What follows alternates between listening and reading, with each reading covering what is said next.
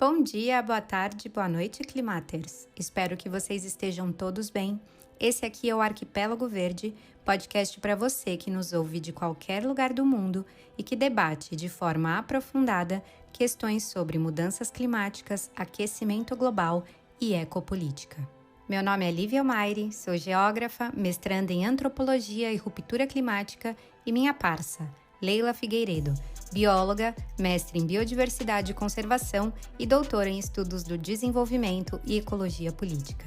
Oi, minha gente! No episódio de hoje, dia 27 de agosto de 2025, vamos conversar sobre fogo, queimadas e eventos extremos, entendendo como os planos emergenciais funcionam nesses momentos e os processos de fragmentação feitos pelo Estado brasileiro e as empresas de mineração. E aí, Lívia Mari, como estás? Tô bem, assim, um pouco complicado viver no mundo onde o Donald Trump foi indicado ao Prêmio Nobel da Paz por tantas pessoas. Vocês estão de sacanagem! Ele foi o quê? A última pessoa que indicou ele foi o genocida mor, que é o Netanyahu. Não é um absurdo? Eu acho isso, pra mim, é muito distópico viver nesse mundo. Eu não tava sabendo disso. Pois fique sabendo. Assim, amiga, Barack Obama ganhou o Nobel da Paz. Por isso que o Trump quer também, né? Sendo que Barack Obama bombardeou países durante absolutamente todos os dias do governo dele, né? E se eu não me engano, ele ganhou o Nobel da Paz um mês após assumir. Então, assim... Não sei quando que foi. Eu acho que foi essa data. Mas sim, foi ele rapidinho, ganhou. Depois de assumir. Cara... E também, assim, aceitar que a concorrência presidencial no Brasil vai ser entre Tarcísio e Lula. Assim, não tá assim, né? O horizonte de... gata. Complexo. Enfim, uma alegria dividir as angústias com vocês, né? Eu sempre falo. Tô deprê, no bebê, o que fazer? Me diz, eu preciso saber.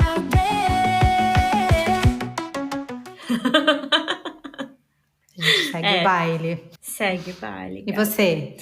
Menina, tô bem. Tô aqui na minha luta constante com os fazendeiros neozelandeses. Semana passada eu tive mais uma audiência pública. Assim, contando rapidamente para vocês entenderem como licenciamento ambiental num país onde o desenvolvimento econômico está acima de tudo, né? Tipo o Brasil e a Nova Zelândia. Como é que funciona? Eu tô fazendo um licenciamento e eu tô recomendando negar o licenciamento porque não há água. Eles querem tirar água de um rio e eu andei no leito do rio quando eu fui ver a fazenda. Não tem água. Então, lá vai Lelinha, eu e 5 cientistas na audiência pública, nós 6, a juíza, a consultora lá que o fazendeiro contratou e o fazendeiro. E a gente diz pra juíza, amiga, não tem água, não insista, não tem o que fazer, não vai dar certo. Aí a juíza fez a consultora conversar com a gente, ver se a gente conseguia chegar num acordo para tentar impor algumas condicionantes, não sei o quê. E a gente falou, cara, você pode pegar um monte de dados que a gente tem dos últimos 20 anos, pegar esses dados, fazer uma análise e tentar propor condicionantes. Sem isso, sem a gente ver todas essas condicionantes depois que você fizer as análises, a nossa recomendação continua sendo de negar o licenciamento. Quando a juíza volta para a sala, a juíza pergunta para o fazendeiro e para a consultora. E aí, o que vocês discutiram? Aí eles falaram que a gente discutiu. A juíza pergunta assim, e aí, vocês vão querer sair para fazer esses condicionantes? Aí a consultora diz, não, a gente quer manter como tá. Aí a juíza vira para mim e para os cientistas, pede para a gente falar, né, dar o nosso parecer. E aí o meu parecer foi o último. Eu disse, bom, baseado em tudo que foi dito, hoje, nos últimos 5 anos onde esse licenciamento estava rolando, a minha recomendação ainda é de negar o licenciamento. Aí a juíza, que podia nessa hora ter dito, de fato, não há água, vamos negar esta porcaria, a juíza vira pra consultora e diz assim, não, amiga, vai lá, eu te dou 2 meses para você pensar nessas condicionantes. Tipo, a mulher disse que não queria pensar nas condicionantes. A mulher disse que não queria fazer mais nada. E a juíza, em vez de negar o negócio, deu mais uma oportunidade. Porque, afinal de contas, pobre fazendeiro, né? Coitado do fazendeiro. Tem alguém botando uma arma na cabeça dele, pedindo pra ele tirar água do rio, que não tem água, Lívia, não tem peixe. Enfim. É isso. É assim que eu estou. Fora da casinha. É isso, desenvolvimento econômico. E detalhe, Liv Maire, até conversei sobre isso com a galera lá do nosso grupo de apoiadores no WhatsApp. Detalhe, abaixo de onde a fazenda está, no Rio, eu não sei se isso é... Como é que fala isso? Jusante? Sei lá. Pra baixo, na direção do Rio, tem... montante jusante. Eu nunca lembro. Tem um poço que tira água desse rio também, uma galeria que tira água desse rio, para levar água para uma cidade inteira. E o que a galera da cidade está dizendo, da prefeitura da cidade, não pode mais ninguém tirar água desse rio, porque senão o nosso suprimento de água para a população fica prejudicado. E a juíza disse, vai lá, fazendeiro, pensa melhor, pensa mais um pouquinho, me ajuda a te ajudar. Então é isso, assim que estamos. Super bem. Vendo? Muito bem. Para todos os lados que você olha, mentira, não posso falar isso. Inclusive, hoje trouxe boas notícias.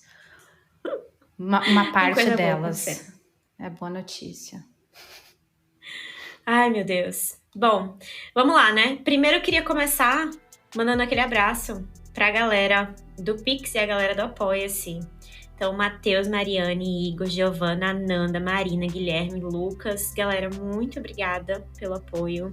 Eu tô me divertindo muito no grupo do WhatsApp com os apoiadores, porque eu posso fazer ecofofocas, posso mandar figurinhas, inclusive figurinhas de mim mesma, porque tem várias.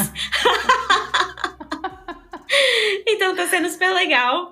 Enfim, se vocês quiserem fazer parte desse grupo, vão lá no nosso Apoia-se. O link tá na minha bio do Instagram e tá aqui também na descrição do episódio.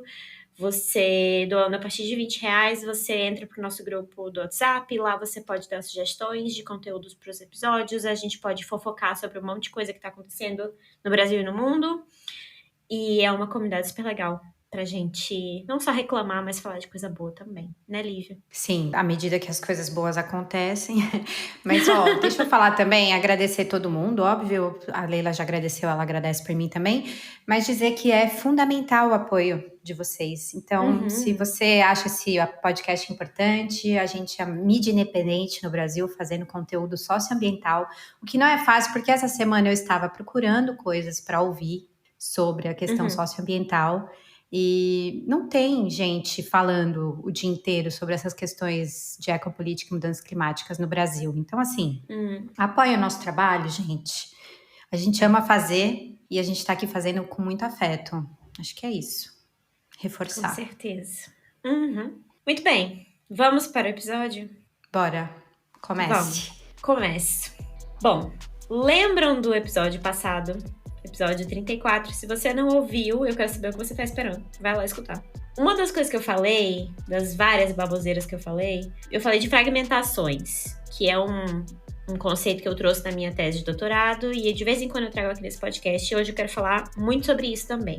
Então eu falei como eu vejo os processos de tentativas das comunidades de participar de fóruns, comitês, reuniões que são criados pelos governos do PT, principalmente no governo Lula 1 aconteceu muito isso. Essas tentativas das comunidades eu vejo como travessias, então são as comunidades tentando sair de um lugar onde elas têm seus direitos mais fundamentais violados, seja pelo Estado, seja por empresas e tal. E elas tentam fazer essa travessia para esses fóruns, para esses comitês, para esses espaços de consulta. E o governo Lula, o governo PT, o governo desenvolvimentista de centro-esquerda, é especialista em fazer fragmentação, que é pegar toda essa galera que está tentando fazer essa travessia, pegar toda essa galera que está tentando lutar contra as violações de direitos, fingir que está colocando todo mundo para discutir, fingir que está escutando, anotar tudo e nada acontece. E aí existe uma desmobilização. Existe também um processo onde você tem algumas lideranças viajando para Brasília a cada 2 meses e o resto da comunidade não participa, e isso causa conflitos, e é um processo que vai desestabilizando a luta, desestabilizando comunidades e tal. E aí eu quero falar de 2 exemplos hoje de fragmentação que eu tô vendo. Um é uma fragmentação clara, e outro é algo que eu acho que pode gerar fragmentação, mas a gente vai precisar ficar ligado. E aí eu digo que a gente precisa ficar ligado em absolutamente todas as vezes que se propõe uma escuta, que se propõe uma participação popular, porque existe sempre um jogo de poder nisso, né? Quando a gente está pensando em questão socioambiental. Então vamos lá. Primeira notícia, quem trouxe pra gente, inclusive, foi o nosso apoiador Igor lá no grupo do WhatsApp. Obrigada, Igor. E a notícia é o seguinte, agora dia 18 de agosto, Flávio Dino, que é um filhote de Lula em tudo que não presta, tá? Se você não é maranhense, eu até perdoo você achar que Flávio Dino é demais, mas se você for maranhense e acha que Flávio Dino é demais, eu sinto muito, você tá errado. Dino determinou que o Ministério dos Povos Indígenas faça em 60 dias um trabalho para sensibilizar os indígenas Cinta Larga sobre a possibilidade de mineração no entorno de um dos territórios deles, mineração em 10 quilômetros no entorno do território. E eu já peço desculpa porque essa denominação Cinta Larga, ela é uma generalização de diversos povos do tronco tupi. E que hoje em dia eles estão em 4 terras indígenas ali em Rondônia e Mato Grosso, que é a terra indígena de Roosevelt, Aripuanã, Parque Aripuanã e Serra Morena. Essa decisão do Dino, ela veio depois de uma reunião feita pelo STF em Porto Velho, lá no final de julho, com liderança de algumas das aldeias, são 60 aldeias nessas terras indígenas, e teve gente tanto do STF quanto do governo federal e dos governos estaduais. Essa decisão de Dino, ela tá num contexto muito interessante, porque é a primeira que está acontecendo depois da aprovação do marco temporal, tá? E aí, lembrando que ainda existe um processo de suposta escuta no STF, cabeceado por Gilmar Mendes, em relação ao marco temporal, tá? Então, essa decisão está sendo vista muito de perto por toda a galera que trabalha com mineração, com garimpo ilegal, com questão socioambiental, com questão de direitos de povos originários. Porque essas terras indígenas, elas têm sido alvo de garimpo ilegal há décadas. E o interesse nunca existiu, né? Ou foi muito fraco do poder público de lidar com essa situação. Lá em 2005, os indígenas entraram na justiça, então vejam, de novo uma tentativa de travessia, né? Um povo originário tentando interagir com o Estado democrático, moderno, de direito, liberal, etc, etc, para fazer com que os seus direitos fossem respeitados. E desde 2005 tem essa grande briga, porque você tem diferentes instâncias do Poder Judiciário cancelando as autorizações de lavra e de mineração que a Agência Nacional de Mineração tinha permitido. Aí, galera, eu não tenho tempo aqui para falar para vocês todas as fofocas sobre a Agência Nacional de Mineração, que é um órgão sombrio que existe nesse país, que paira sobre esse país, e que um dos meus maiores sonhos, eu não posso falar aqui por meio de processo, o que eu gostaria de fazer com a Agência Nacional de Mineração. Então tem essa briga, tem essa tentativa de travessia dos povos indígenas, de entrar com processos na justiça, o Ministério Público se envolve, juízes de diferentes esferas vão se envolvendo e a Agência Nacional de Mineração. Então você tem desde a aldeia até a esfera estadual, esfera federal, e a Agência Nacional de Mineração, que é uma autarquia federal e que meio que dentro das hierarquias ela está no nível como se fosse Brasília, né? Mas claro, já que ela autoriza a mineração, ela tem tentáculos no Brasil inteiro. E aí você pode dizer assim, Leila, que massa que o Dino fez isso, que o Ministério dos Povos Indígenas vai lá, dentro das aldeias, com tradutores e tal, conversar com a galera. É a primeira vez que o STF tá fazendo isso. E aí tem algumas coisas para dizer, tá?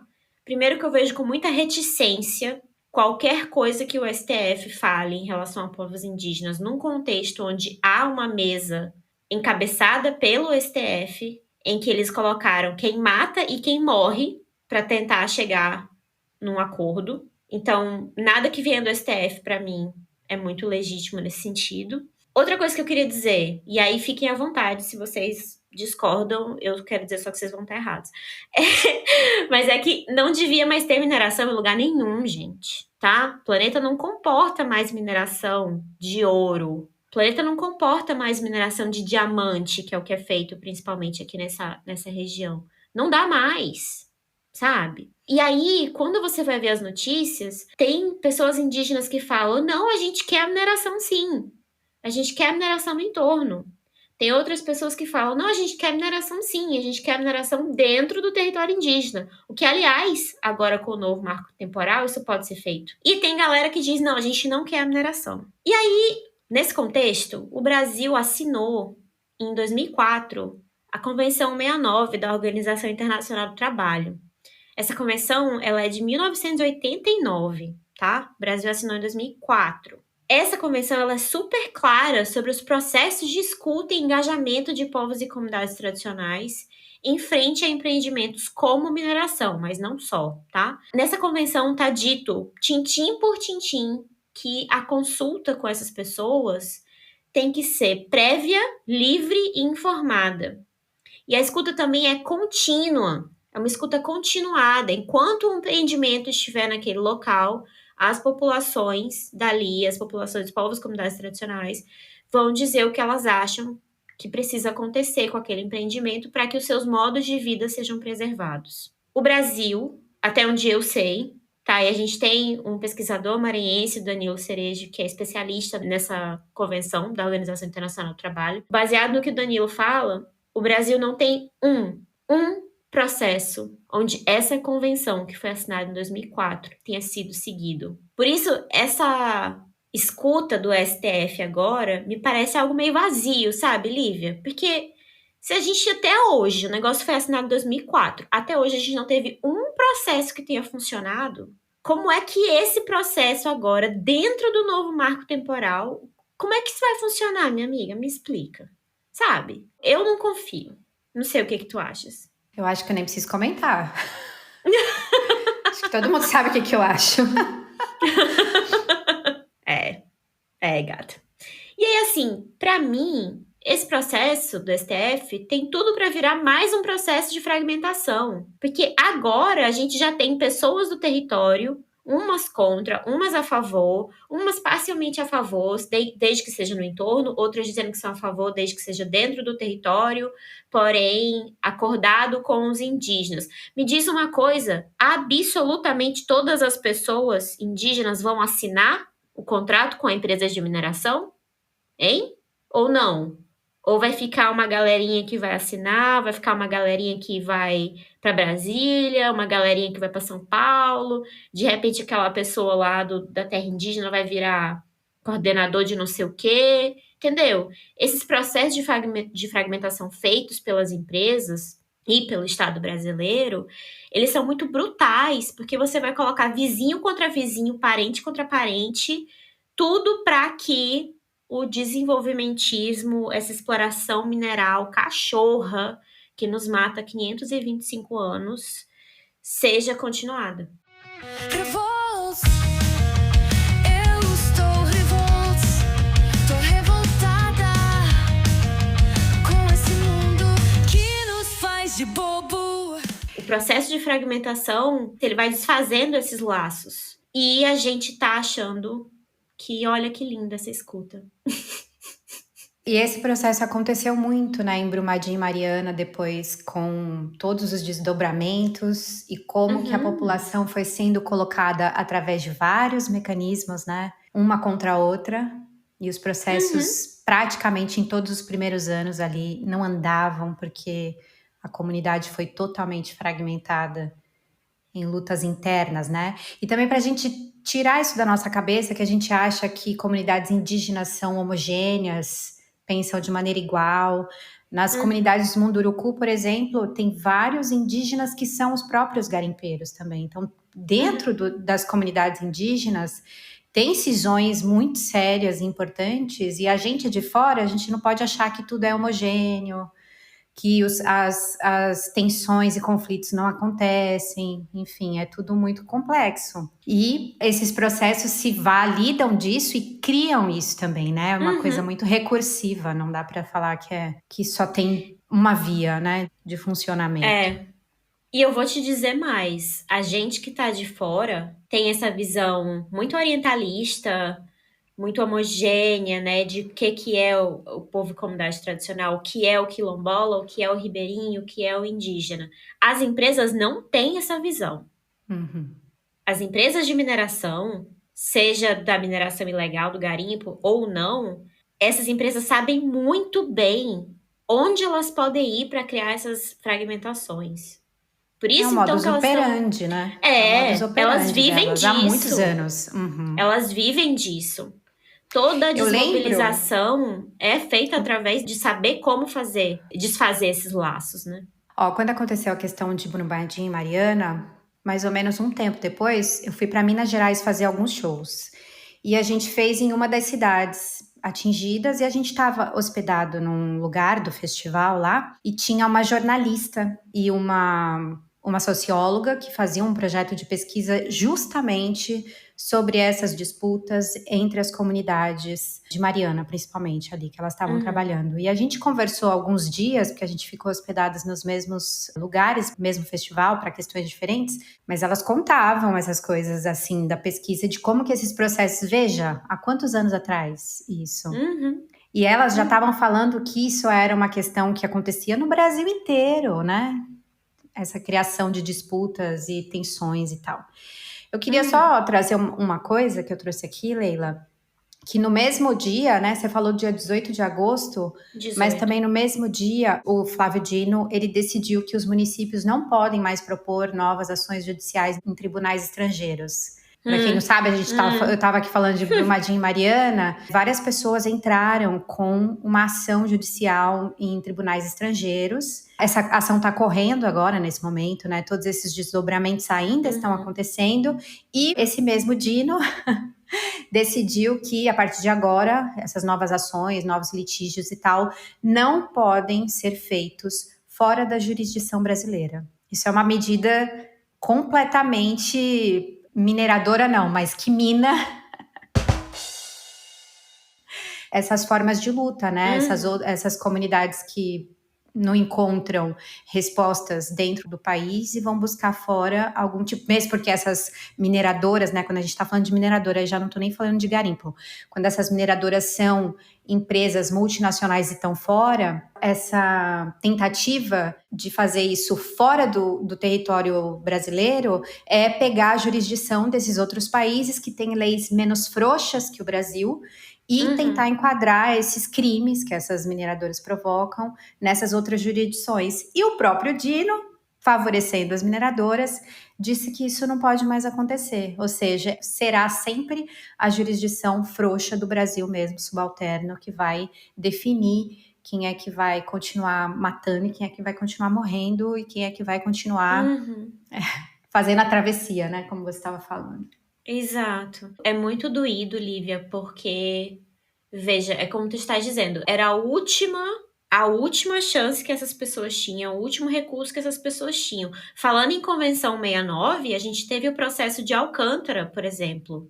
Os quilombolas de Alcântara foram na Organização dos Estados Latino-Americanos, gente, Corte Latino-Americana, Interamericana de Direitos Humanos. Eu acho que é isso. Eu acho que é Corte Interamericana. Corte. E entraram com processo contra o Estado brasileiro por conta das violações em Alcântara. Eu me pergunto se essa decisão do Dino vai fazer com que esses processos também deixem de funcionar. Talvez não porque tá como corte internacional, né? O Brasil é signatário, enfim, não sei. Mas eu acho que abre um espaço muito importante para várias coisas horríveis acontecerem. E aí a gente vê o papel... Como eu sou apaixonada pela ecologia política, né? Olha o papel da ecologia política. Dino supostamente fez isso numa demonstração de apoio ao Alexandre de Moraes por conta da lei Magnitsky, que foi colocada contra ele.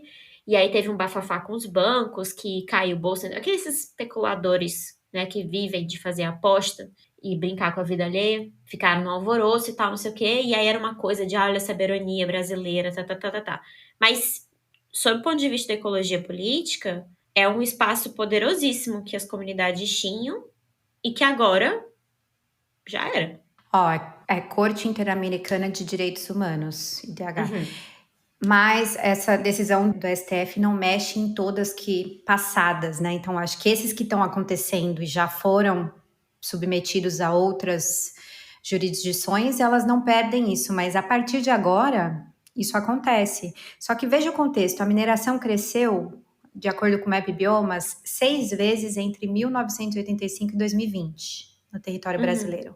Eu fiz recentemente um vídeo com um mapa que eu mesma plotei sobre as mineradoras. São 727 mineradoras no Brasil.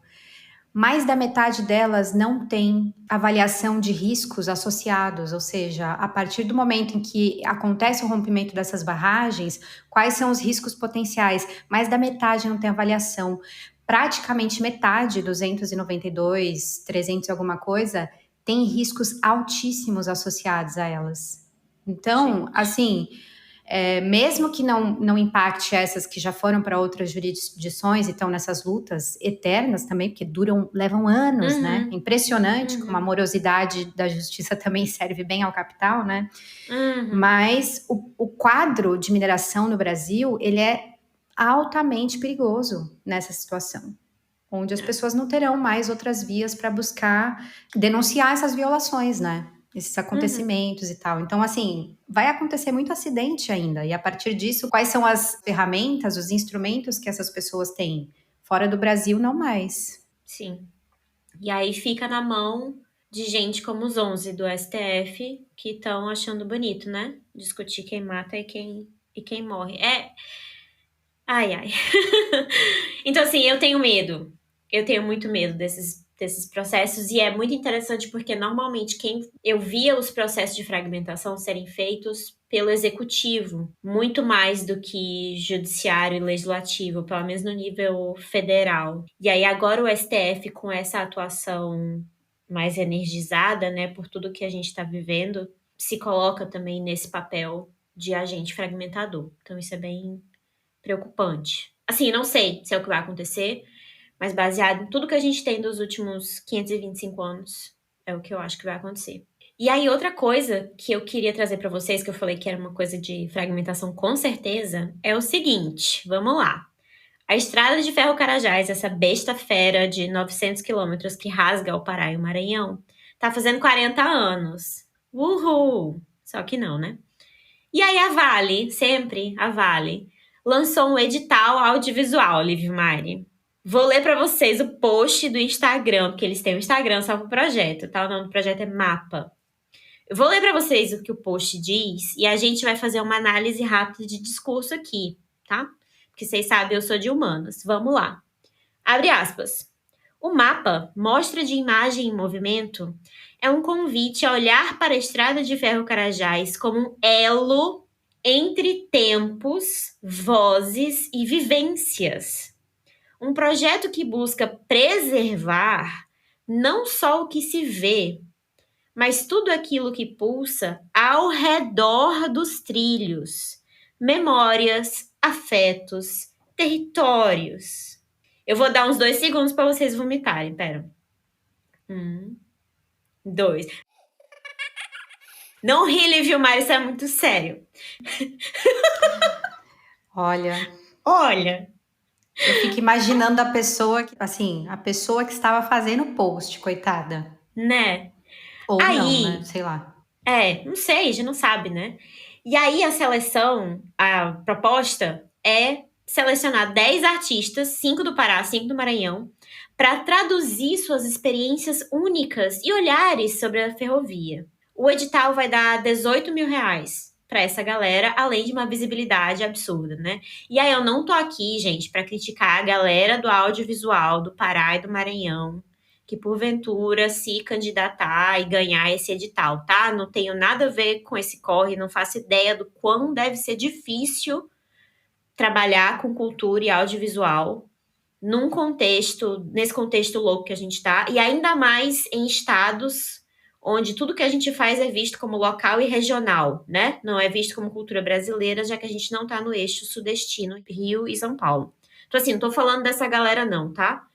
Agora, o que a Vale quer fazer no projeto? A Vale quer mapear culturalmente as regiões ao longo da ferrovia, tá escrito lá no site. Selecionar os 10 artistas, produzir obras audiovisuais, projetar as obras nas paredes de Belém e São Luís e montar uma exposição em Brasília com o acervo, além de criar uma plataforma digital com acesso gratuito por 5 anos. Vamos lá para a nossa análise de discurso, minha gente.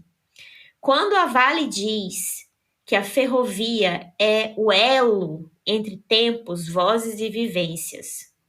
A Vale tem essa ideia da ferrovia como um eixo de conexão, desde lá de Parauapebas, no Pará, até São Luís, no Maranhão, e o trem da Vale, tem um trem de passageiros, que é muito maravilhoso, tem um monte de influenciadora que viaja no trem da Vale, não sei o quê. A Estrada de Ferro Carajás, então, vira uma coisa necessária para juntar esse sertão da Amazônia, essa área que é desconhecida e que é difícil de acessar e que não sei o quê, que não sei o quê. Então, a Estrada de Ferro Carajás é esse elo, essa conexão. Isso é o que a Vale diz, isso é o que a gente aprende. Eu, em São Luís, aprendi isso. Para quem mora onde a ferrovia chegou e destruiu tudo, a ferrovia é uma faca que corta, é uma barreira, um muro de ferro de 900 quilômetros de extensão, que destrói tudo que está no caminho. E que não deixa vozes, vivências e tempos. Deixa silêncio, deixa morte, deixa gente que é envenenada pelo minério de ferro e que tem suas casas destruídas, tem seus filhos atropelados pelo trem e tal. Veja também que o post da Vale fala é que tudo aquilo que pulsa ao redor dos trilhos. Veja, é uma estrutura de 40 anos de idade, ou seja, uma coisa que foi construída outro dia, mas a Vale tem a audácia de colocar a ferrovia como centro espacial e temporal de tudo que acontece nessa região do planeta. Uma das regiões mais biodiversas do planeta, com centenas de povos originários, centenas de idiomas, civilizações incríveis que já existiram, que existem e que existirão. E a Vale coloca tudo isso como entorno, ao redor da ferrovia. Isso para mim é de uma canalice. É tão baixo.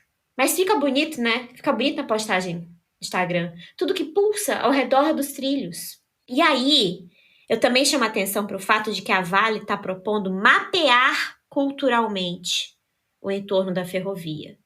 Eu fiz parte de um projeto da Vale de mapeamento cultural ao entorno da ferrovia. Posso contar para vocês direitinho em detalhes como foi esse projeto lá no nosso grupo do WhatsApp. E aí, por fim, veja que o que a Vale está dizendo é que os projetos vão ser expostos em Belém e São Luís. Belém, que não é atingida pela Estrada de Ferro Carajás, e São Luís, que pega só o finalzinho da Estrada de Ferro Carajás. São os polos onde tem os governos estaduais, né? Onde tem mais gente, onde a Vale vai ter mais... O que a Vale fizer vai ter mais repercussão para a galera classe média e classe alta.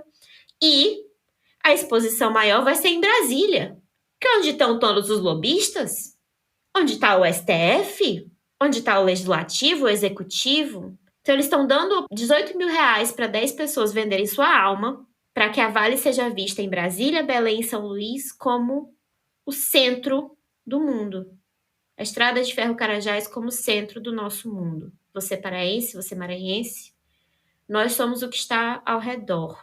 Tudo que é memória, afeto, tempo pra gente é entendido como algo que é marginal, ao redor de uma estrutura que corta a gente, que rasga a gente, que fragmenta a gente há 40 anos. Eu não sei você, mas eu tô puta.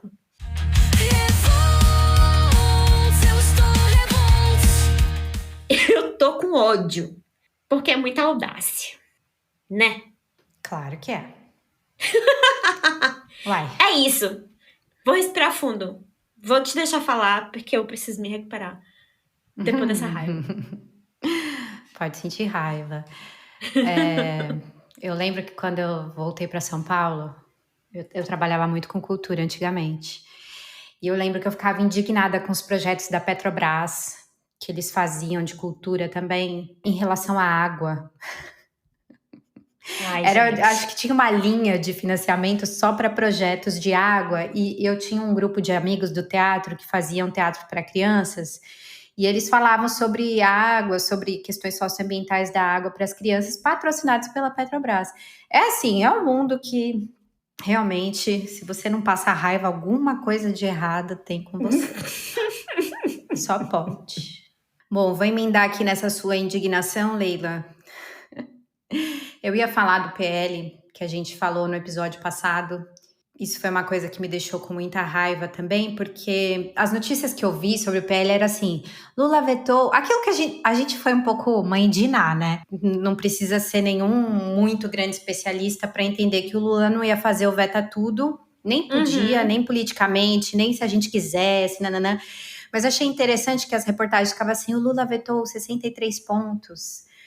Os vetos foram 63, nanana, e ninguém falou assim que ele sancionou mais de 330 pontos de um desmonte da lei ambiental, né? Então, assim... Amiga, ninguém sabe, como... ninguém contou que eram 400 pontos, entendeu? Não, assim, aí ele vetou contaram 63. Não, dos eles não 400, sabiam que era 400? Mas eu digo análise de discurso mesmo, não é que ele vetou 63, ele aprovou diretamente mais de 330 pontos, entende? Ele passou a boiada para 330.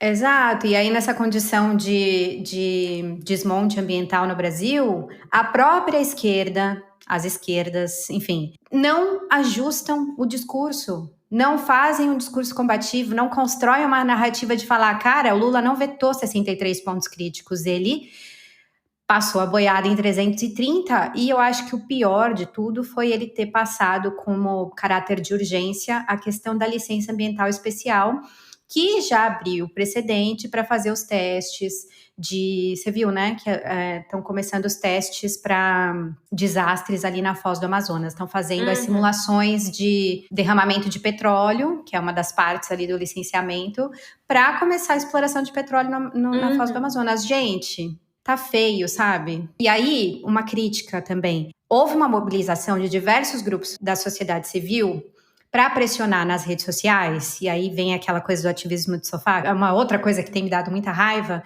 que era para pressionar e viabilizar nas redes sociais a questão do veta tudo Lula. Todo mundo lá, veta tudo, sendo que esses mesmos órgãos já sabiam, por influência no governo também, que isso não ia acontecer, que isso não era viável, e aí se mobiliza todo um corpo de pessoas, todo um grupo, para conversar direto com a população. Daí depois vem essas mesmas pessoas que mobilizaram e falaram, ai, mas o Lula vetou 63. Cara, a galera não aguenta mais.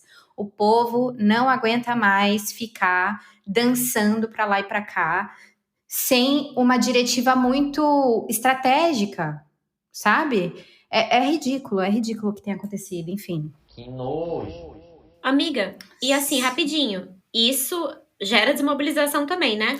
Exatamente, é esse o ponto, obrigada. Porque isso gera desmobilização, porque nos próximos processos que a gente vai fazendo, as pessoas falam, eu nem vou me engajar, Tô porque cansada. Depois... Tô cansada, não vai dar em exatamente. nada. E aí reclama que o pessoal não se engaja, que politicamente a gente tá deficitário, sei lá, etc. Mas, na verdade, são esses próprios discursos, essas próprias mobilizações dessa galera, organizadamente, da sociedade civil, que se dizem de esquerdas, que estão minando.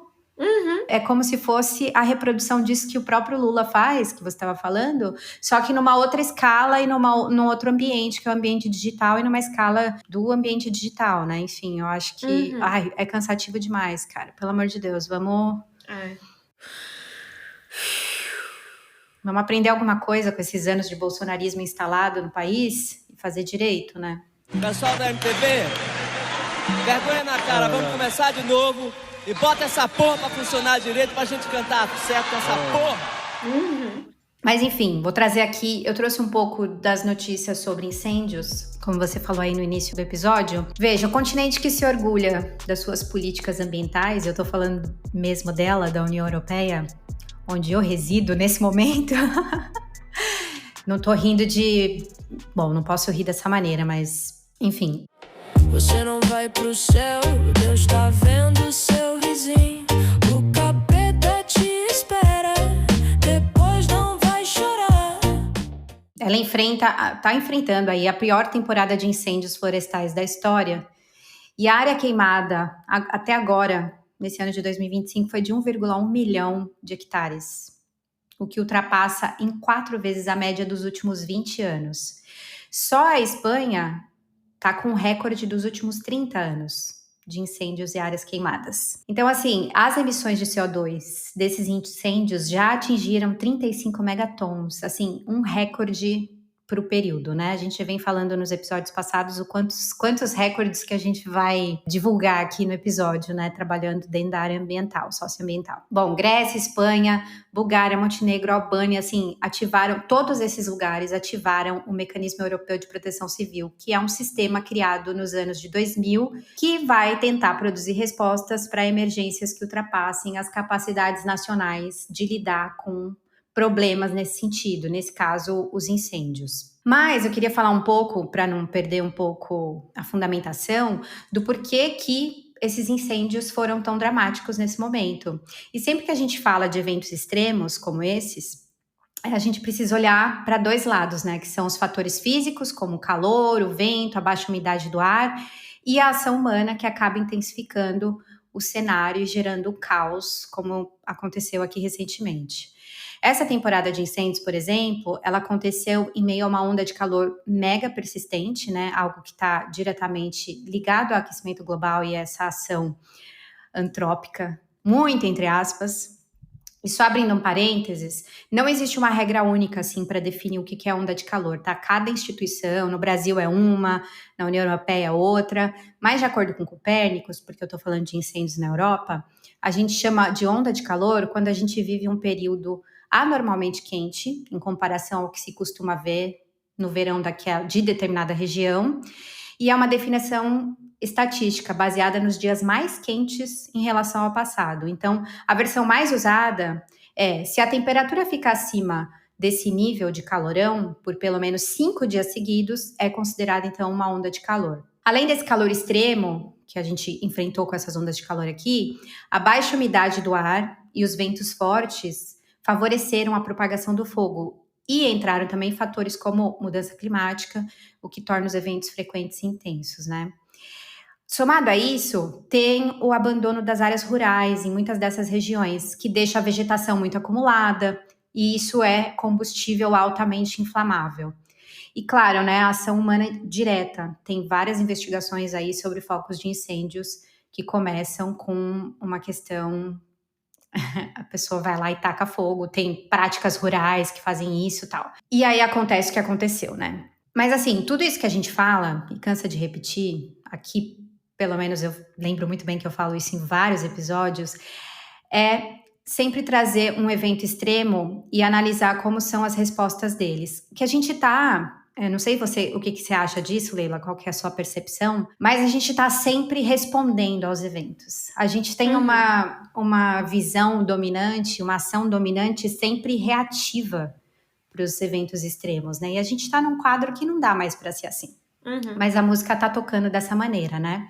Eu vou aproveitar que eu trouxe esses incêndios da Europa e vou fazer uma análise aqui sobre as queimadas no Brasil, porque finalmente aqui que eu falei no início do episódio, a gente tem um pouco de notícias boas, e é uma coisa rara, né, dentro do campo ambiental, mas olha, em 2025, o Brasil alcançou o menor índice de focos dos últimos 12 anos. Isso são dados do INPE, tá? Que mostram que entre 1 de janeiro e 24 de agosto desse ano, foram registrados ainda muito, hein? Ó, mais de 41 mil focos de incêndio. E o Cerrado concentra a maior parte. Até o dia 17 de agosto, o Cerrado tinha mais de 17 mil focos, quase o dobro da Amazônia, que teve mais de 9 mil focos de incêndio no mesmo período. E essa diferença é muito importante, porque a Amazônia é quase 2 vezes maior em extensão territorial do que o Cerrado. Vai estar queimando a metade praticamente, né? Na comparação com 2024, a Amazônia conseguiu uma redução de 77% nos focos de calor, enquanto o Cerrado, um pouco menos, né, 34%. E isso é sério porque existe uma narrativa dos povos do Cerrado e muito em voga nesse momento, até nas redes sociais. Esses números aqui comprovam um pouco essa narrativa de que o bioma está sendo um bioma sacrificado, né? O Cerrado, ele vem queimando muito mais que a Amazônia há muitos anos. E existe toda a política, né, voltada para a Amazônia e que às vezes não tem para o Cerrado, né? Enfim, então um pouco esses dados até confirmam essa narrativa. No Brasil como um todo, a redução foi de 58%. E teve um destaque muito positivo para o Pantanal. No ano passado, eu fiz um episódio só falando sobre os incêndios terríveis que estavam acontecendo no Pantanal, né? E no Pantanal teve uma queda de 98% dos incêndios em relação ao ano passado. Isso, para mim, foi um dado que eu olhei várias vezes para os dados do INPE para ver se isso era realmente... Procurei em várias fontes, eu falei, gente, peraí, mas o que tem a ver com essas reduções, né? E aí é importante dizer que essas reduções se devem a uma combinação, igual eu falei sobre os incêndios na Europa, que é uma combinação de fatores que levou a essa tragédia toda. Não é tragédia a palavra, né? Mas é essa extensão toda do que aconteceu. No Brasil, a gente também tem um conjunto de coisas que levou a todas essas reduções. Eu quero falar um pouco delas para vocês aqui. Pensando em fatores climáticos, a gente tem um cenário de redução de El Niño, que é da oscilação sul. Com o El Niño, a gente tem estiagens mais prolongadas e temperatura acima da média, ou seja, que é um cenário muito propício para as queimadas. E a gente agora está na fase neutra do El Niño. Então, isso por si só é um fator climático que reduz. Mas, inegavelmente, teve esforços de políticas públicas de prevenção. Eu estava falando que a gente tem uma dominância de respostas reativas. Agora aqui é muito legal trazer esses dados, porque a gente vai entender como é que a prevenção frente aos perigos e aos riscos climáticos funcionam. O governo federal, primeiro que ele fez uma contratação recorde de brigadistas. Recorde histórico, 4.385 pessoas a mais do que já existia, do contingente que já existia.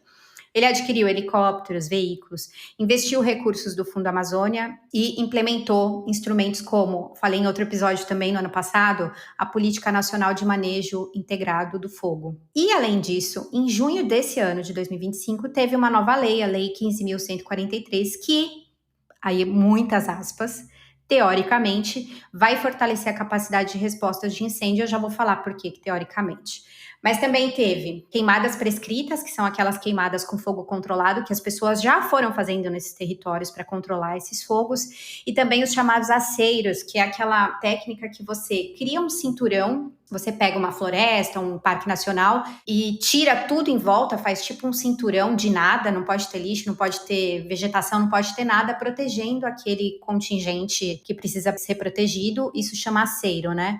Foram feitas essas duas, as queimadas prescritivas e os aceiros, de forma antecipada para reduzir esses riscos, principalmente na Amazônia e no Pantanal, que foram esses dois biomas que tiveram essas quedas mais expressivas aí em relação aos dados de 2024. Enfim, muito diferente das medidas reativas, né? Essas medidas prescritivas, elas mostram que fortemente, que a ciência já recomenda, mas fortemente, preventivamente, frente aos riscos, é o que é mais indicado a se fazer quando a gente olha para a cadeia de riscos climáticos. Essas medidas de prevenção, elas estão em primeiro lugar quando a gente está falando dessa cadeia. Então, é prevenção, tenho até aqui, anotei a prevenção, daí preparação, resposta, recuperação, e depois da recuperação, né, tem o aprendizado e a adaptação a mudanças climáticas e aos eventos. Lembrando que, por que também é importante esses dados agora terem saído, né? O balanço das medidas preventivas de agora, elas vêm um pouquinho antes do período de maior temporada de incêndios no Brasil, que é agosto e setembro. Então, espero que em agosto e setembro... Bom, esse é o episódio que vai sair em setembro, né? Mas espero que em outubro a gente traga dados para entender como é que essas medidas de prevenção atuaram de maneira efetiva ou não no Brasil. É isso. Só que, lembra que eu falei que a Lei 15.143 de 2025... que saiu junto com o plano de manejo, não junto, né, um pouco depois, com o plano de manejo de fogo integrado, por que teoricamente ela poderia atuar nessas respostas? Porque assim, essa lei, eu não sei se você viu isso, permite que a União, os estados, o Distrito Federal, eles recebam recursos e empréstimos, mesmo sem comprovar nenhum tipo de irregularidade fiscal, previdenciária, trabalhista, etc. E isso pode abrir brechas para desvio de recursos ou aplicação ineficiente. Não sei se você lembra que no episódio passado eu falei assim, como é que você acha que esses planos de emergência estão mobilizando recursos e sendo empregados nesses processos pós-evento, né? Mas, outras coisas que me chamaram a atenção nessa lei, né? Que a lei autoriza importar bens e serviços estrangeiros. Isso, assim, tudo em decretação de estado de emergência, tá, gente? É isso que tá me preocupando, assim. Que tá me preocupando, não, que tá chamando a atenção, né? Ela autoriza importar bens e serviços estrangeiros, mesmo quando tiver similar nacional. né? Se ela declarar ali, a gente está numa situação aqui de impossibilidade de fornecimento, você pode fazer essas importações. E isso pode enfraquecer uma indústria nacional de equipamentos, de combate de incêndio, que é justamente o que está acontecendo em Portugal e na Espanha, por isso que eles acionaram o mecanismo europeu, porque eles não fizeram os investimentos necessários. E aí você decreta emergência, pega esses recursos, mas o que acontece? Você, a médio e longo prazo, você não faz transformações estruturais para lidar com esses eventos. O que eu tenho um pouco de receio, Leila? Dos estados, dos governos usarem, eu acho que isso historicamente já acontece, não posso afirmar, estou só abrindo uma especulação mesmo aqui, conscientemente. Por que eu vou fazer investimento em infraestrutura nos bairros mais precários da minha cidade? Vamos falar de Rio Grande do Sul? Rio Grande do Sul está embaixo da água agora. Ele teve chuvas recordes de novo, né? Teve lugares como São Lourenço do Sul, que choveu mais de 200 milímetros em 48 horas. A cidade já está decretada como estado de calamidade. A gente tem no Nordeste, no Agreste, norte da Amazônia. Norte da Amazônia é seca, mas a gente tem no Nordeste enchentes no Maranhão, né? Em municípios do Ceará e da Paraíba também, que estão decretados como estado de emergência nessa última semana. Por que eu vou fazer investimentos de médio e longo prazo em infraestrutura urbana? Se quando acontece esse tipo de coisa, com essas populações precarizadas, eu posso acionar situações de emergência, situações de calamidade, acessar recursos, montantes estúpidos de dinheiro, porque realmente as pessoas precisam ser socorridas naquele momento. Mas daí no ano seguinte, acontece de novo. E no outro ano, de novo. E de novo, e de novo, e de novo. No vídeo que eu soltei lá no TikTok, várias pessoas de Portugal choveram nos comentários falando, Portugal é todo ano a mesma coisa.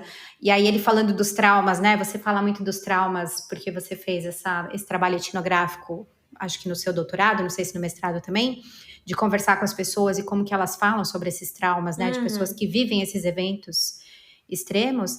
As pessoas nos comentários falando, a gente não gosta mais do verão.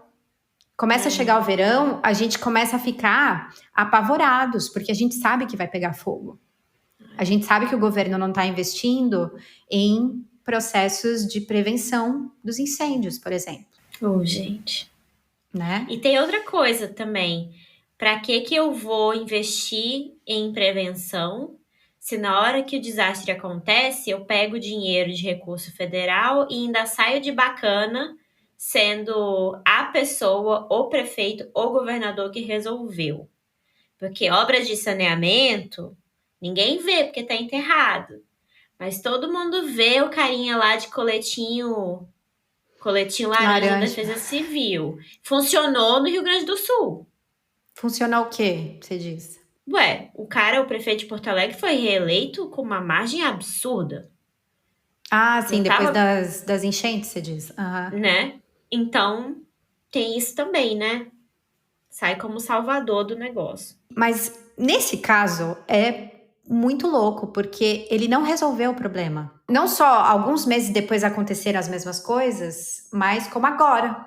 Rio Grande do Sul tá com, deixa eu ver aqui, são 2.000 casas atingidas, é que tem o número de cidades que estão com... Peraí que eu vou achar. Ou eu não anotei, enfim. Tem vários estados e várias cidades com decretação de estado de emergência embaixo d'água. Rio Grande do Sul, inclusive. Não é só o arredor, né? Não é só... É Porto Alegre, ó. Choveram mais de 120 milímetros em 2 dias, o equivalente à média de todo mês de agosto. São Gabriel choveu 203 milímetros. Gente, quando passa de 150 milímetros já é uma coisa absurda, assim, que é evento extremo, né? Claro, tem que ver os limiares dessas cidades, não tô aqui afirmando, porque eu não olhei para os limiares disso, estatisticamente falando, mas a gente sabe que é muita água. E para ter feito o que fez, é realmente muita água. Agora, o que eu gostaria de reforçar é que, assim, tudo bem, ele tava lá com um coletinho, né? Mas o outro cara, como é que é o nome dele? Eduardo Campos? Não é Eduardo Campos, é? Eduardo Leite. Eduardo Leite, isso. Eduardo Campos é do Recife, de Pernambuco. Era, governador de Pernambuco, Era. Mas o Eduardo Leite, ele tava lá, tudo mais, foram todos reeleitos, de Porto Alegre foi, mas não resolveu o problema. E aí vai ter todas essas chuvas de novo, esses recursos serão acionados novamente, e também não é nem recursos, né? Porque tem também um tipo de malandragem. Aqui é o Brasil. Que é, por exemplo, adiantamento de Bolsa Família. conta como o governo federal jogando ou investindo nesse momento de emergência, mas isso não pode ser contado como investimento. É apenas um adiantamento de um valor que já está provisoriamente definido, sabe? Enfim, o que eu gostaria de fechar o raciocínio aqui é que, assim, por esse apanhadão dá pra gente enxergar um mosaico muito preocupante, assim, né? O Brasil tem enchentes históricas, secas severas, riscos elevados de incêndio, e alguns lugares com unanimidade. Agora, por exemplo, no Piauí tem regiões com umidade relativa de menos de 12%, o que aumenta o risco de fogo, né? A gente está entrando na temporada. E o que a gente vai fazer com tudo isso, né? Porque a enchente é seca, é risco de incêndio, um monte de riscos e ameaças climáticas pela frente, um monte de estado decretando processo de calamidade, risco de emergência, mas a médio e longo prazo não tem investimento em infraestrutura para reduzir a vulnerabilidade dessas populações. Não tem planos, entra governo, sai governo de 4 em 4 anos, cada um entra e faz o que quer ali dentro. E quem fica à mercê desses eventos são as pessoas mais vulneráveis. Então eu encerro dizendo que, mais do que respostas emergenciais, esse vício de agir depois e sempre de forma reativa, a gente precisa de planos estruturais de adaptação e prevenção, para que cada temporal ou estiagem, enfim, que aconteça, não se transforme nessas tragédias que a gente está vendo assistir, não só no país, né, como eu trouxe aqui em outros lugares do mundo também. Lembrando que Espanha e Portugal são a periferia do centro. Né? Com certeza. Não, super importante isso. E aí, gente, enquanto essas ações não vêm, é importante você proteger a sua família, tá? Os seus amigos. Portanto, vamos bater na tecla de que nós temos um episódio aqui, episódio 22, onde eu falei só sobre como fazer o seu plano de emergência em situações onde você precisa sair de casa correndo em 2 minutos, o que você vai levar. Então, vá lá ouvir o episódio 22, tem um monte de vídeo no meu Instagram também sobre isso. É super importante, eu sei que Lívia e Mari tem aí o kit de emergência dela, o plano de emergência, até porque na Europa tem vários locais que é recomendado, é até obrigatório, né, Lívia? Vocês recebem, né, do governo algumas coisas, não tem isso? Aqui não recebemos não. A gente tem um aplicativo de alertas, né? Olha que interessante. Sim. É isso. E aí no aplicativo vem os tipos de alerta, mas tem um PDF inteiro do que a gente tem que ter como kit de emergência. Eles têm uma lista do que você tem que ter em casa. Sim.